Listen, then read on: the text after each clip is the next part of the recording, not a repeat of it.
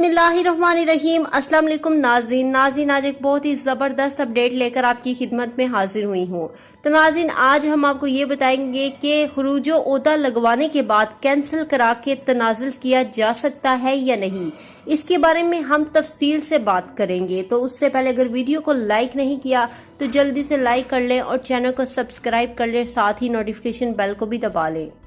तो नाज़रीन आपको यहाँ मज़ीद बताती चलूँ कि यहाँ हमारे कुछ भाइयों के सवालात हैं। उनमें से एक भाई का सवाल ये है कि खुरूज ओहदा लगवाने के बाद कैंसिल करा के तनाज़ुल किया जा सकता है या नहीं।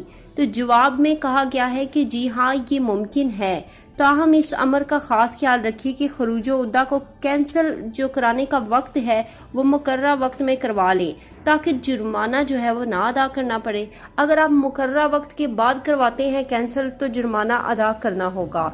जहां तक आपके तनाज़ुल यानी कफालत की तब्दीली के हवाले से सवाल है तो इसके लिए ज़रूरी है कि इकामा कारामद हो, यानी इसकी मुद्दत जो है वो बाकी हो।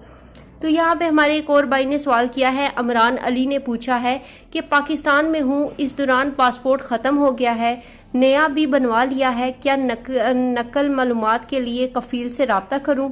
तो जवाब में कहा गया है कि वो तारकीन जिनके पासपोर्ट नए बने हैं इन्हें चाहिए कि वो जब भी ममलिकत में बैनुल-अक़वामी परवाज़ों पर जब पाबंदी ख़त्म हो जाए वो पुराने पासपोर्ट के साथ नया पासपोर्ट मुंसलिक करें। जब सऊदी अरब पहुंचेंगे तो इमिग्रेशन काउंटर पर पुराने और अपने जो नया पासपोर्ट है उसको देखकर एंट्री कर दी जाती है। अगर आप कफील, मुकीम या अबशर सिस्टम से आपके पासपोर्ट की एंट्री करा सकते हैं तो बेहतर है, क्योंकि अब तमाम मामला डिजिटल कर दिए गए हैं।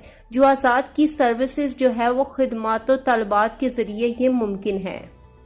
बिस्मिल्लाहिर्रहमानिर्रहीम। अस्सलाम वालेकुम नाज़रीन आज एक बहुत ही ज़बरदस्त अपडेट लेकर आपकी खिदमत में हाजिर हुई हूँ। तो नाज़रीन आज हम आपको ये बताएंगे कि खुरूज ओहदा लगवाने के बाद कैंसिल करा के तनाज़ुल किया जा सकता है या नहीं, इसके बारे में हम तफसील से बात करेंगे। तो उससे पहले अगर वीडियो को लाइक नहीं किया तो जल्दी से लाइक कर लें और चैनल को सब्सक्राइब कर लें, साथ ही नोटिफिकेशन बेल को भी दबा लें।